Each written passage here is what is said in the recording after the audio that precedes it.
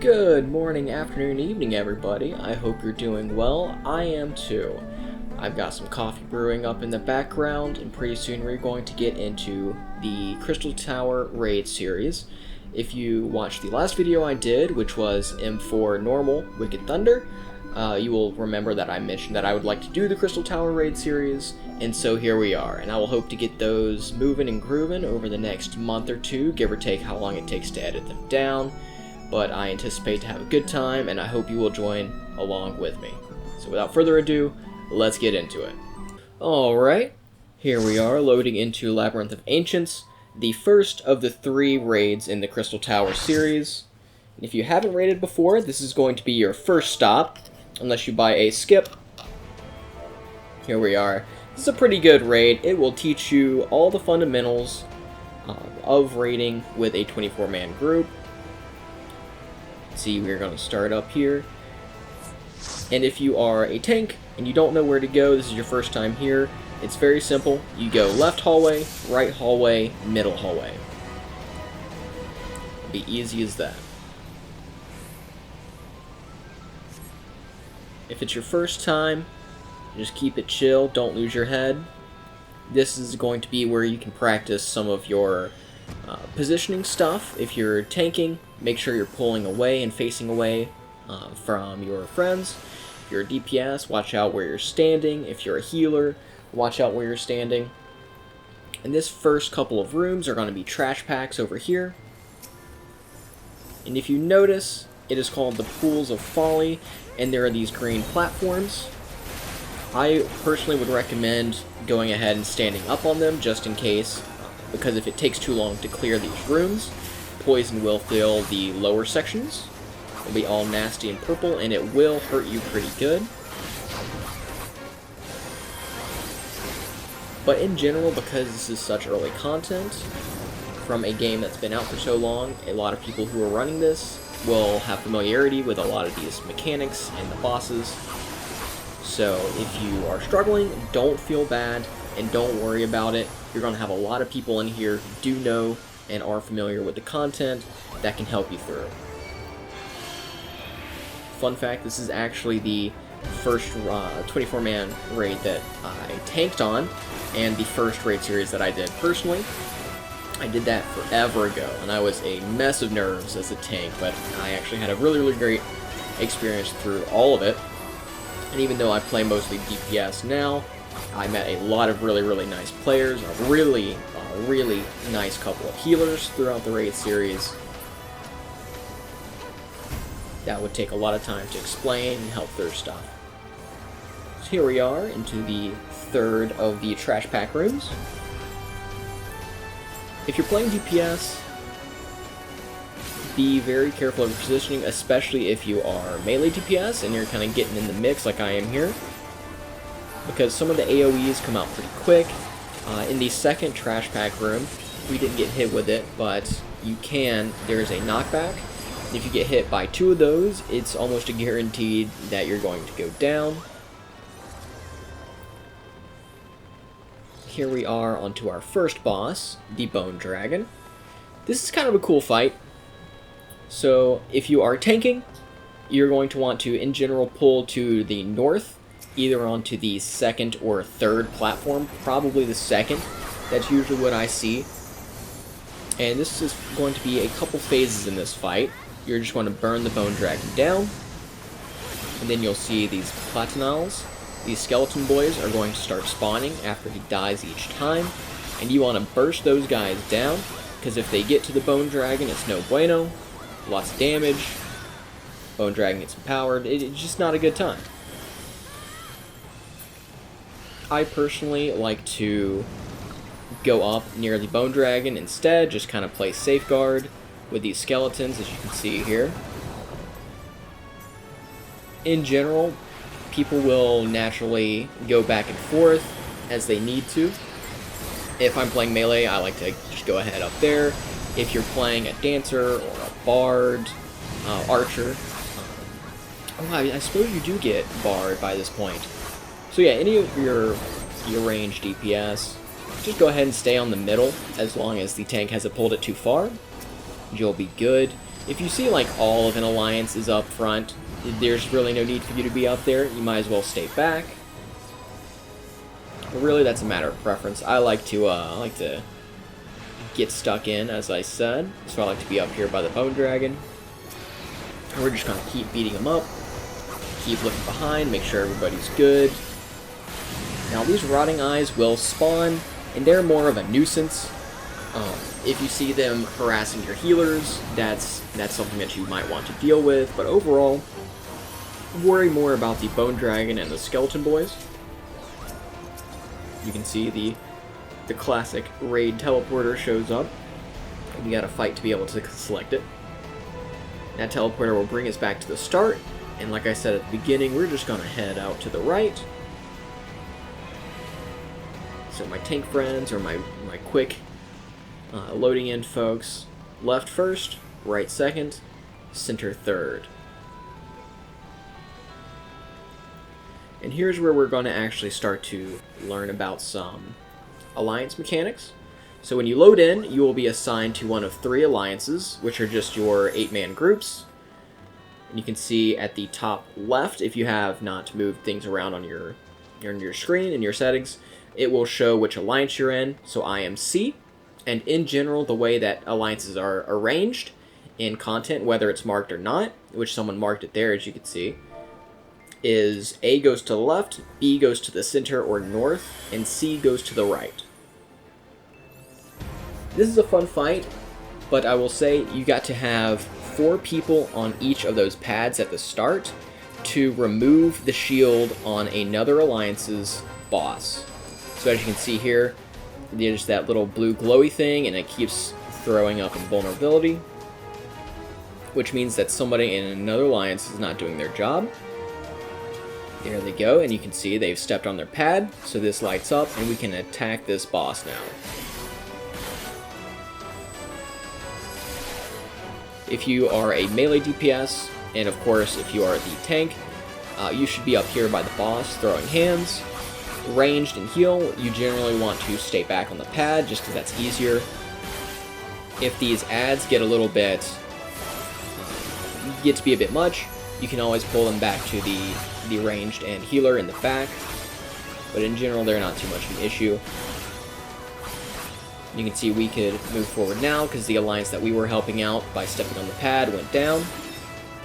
Then B is trolling us a little bit, there we go. In the chat here, there was someone typing out from another alliance and mine, just coaching people through. Being like, hey, we need to be on the pad so that we can attack.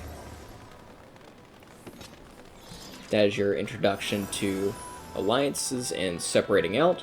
Very simple, but it can be something that trips you up if you don't know, and that is completely fine. We're here to learn after all. This is our first 24-man raid, if you've been following the game and story of Final Fantasy XIV up to this point. This is also an interesting, this Thanatos fight. If you are marked like that at the beginning, you will have a certain condition allowing you to attack ghostly enemies. So pay attention to that, because if you do not have that, you might not be able to do much as far as hitting the boss. So if that happens, you can go around and clear these ads and make sure they're alright. You know, if anything tries to attack the magic pots, defend those. You could see like that tether there. These Sandman enemies will go towards the magic pots. We do not want them to die.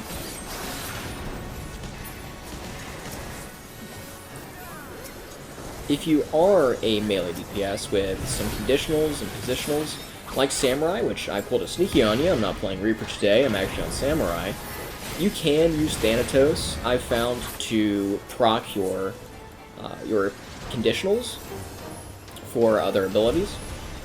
But that's not a huge thing, it's not a necessary thing, it's just if there's not a whole lot of ads and you want to go ahead and proc stuff, that can be an idea. Once again, he goes down, we go to the middle, and then we go straight forward through the center path.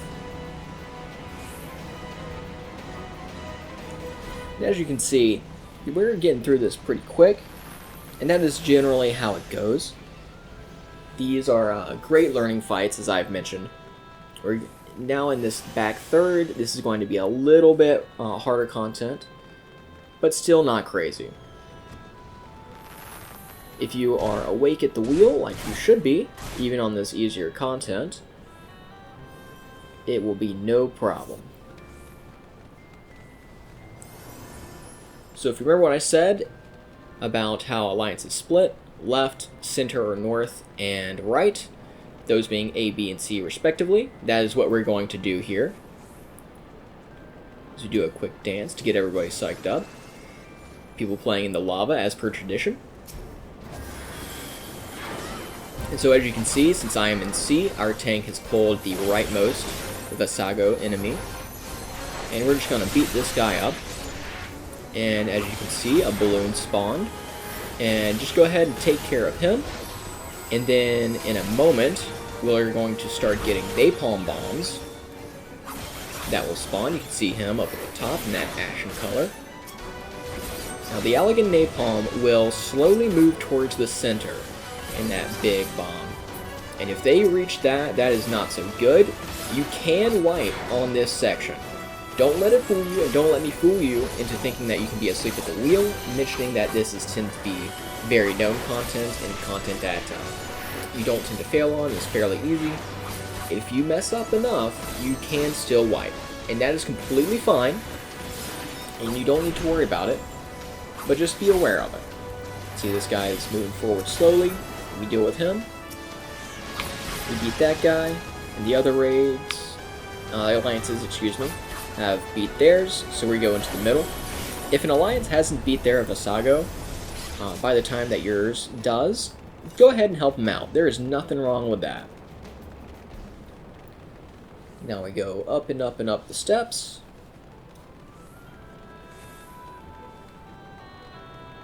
We get to our boss fight here for this section, which this is fun. This has got a cool mechanic.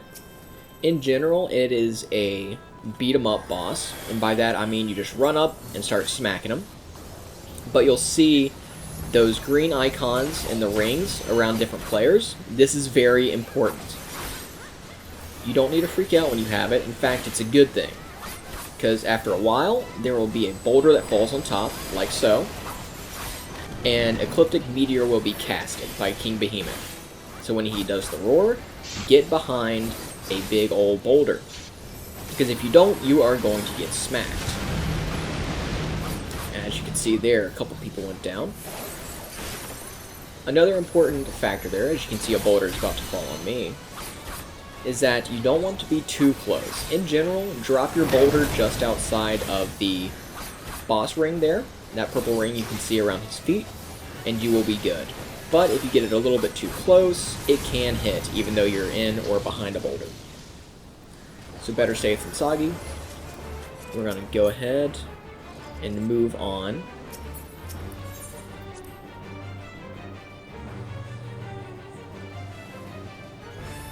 Back to the crossroads, but now it's a pit. We're just going to go into that. And we're going to get to our final boss at the Walk of Ascension. Or the Hall of the Inexorable, excuse me. Raids generally separate here.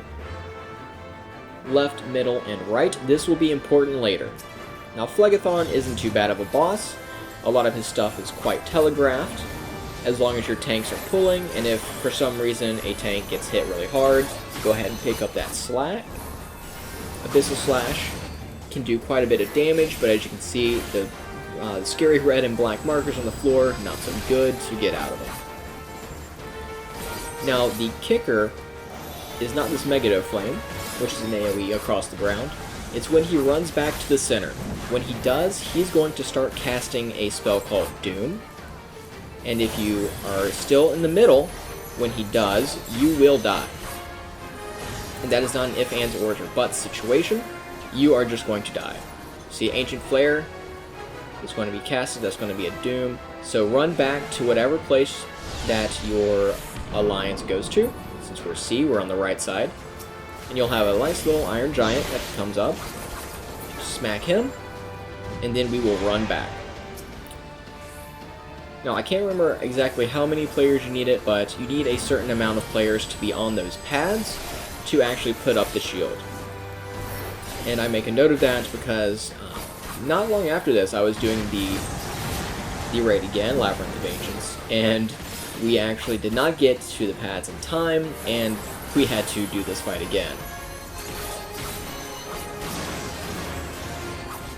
With that, and here there's another Ancient Flare, but in general, as long as you're doing pretty good damage, and you can see he was pretty low, the general thing that you're going to want to do is greet it, as we call it, and just stay there and try and kill him before he can actually get that spell off. And there we go. Leave your commendations, leave your likes, say GG's, and that is the fight. As you can see, not a huge deal, nothing crazy, nothing to freak out about. Those trash packs at the start are probably going to be what catches you out at the beginning if you're running it for the first, and then at the very end, when you're having to deal with that Ancient Flare, which is going to doom your character to a horrible fate, that is what you're going to have to watch out for as well. Like I said, it's a little bit easier, in my opinion, on DPS or on healer, where you can kind of stay back, or if you're melee, you aren't exactly tanky, but you can take a hit usually, and you can, as long as you position well. If you are a tank, you've got a little bit more responsibility, but don't freak out, play it cool. Remember to use your mitigation, remember to use your heals, remember to move at a pace that you can actually sustain, and at the very end, on that Phlegathon fight, our final boss, whenever he runs to the middle, run away to your spots. And if you are the B Alliance tank, so that middle tank, when you pull, because that'll generally be your responsibility, pull him closer towards the edge so that everybody can see when he turns around and runs. But other than that, if it's your first time going in, I hope you have fun, I hope you enjoy it, and I hope that I see you in Raid at some point too. Till next time, guys. Peace.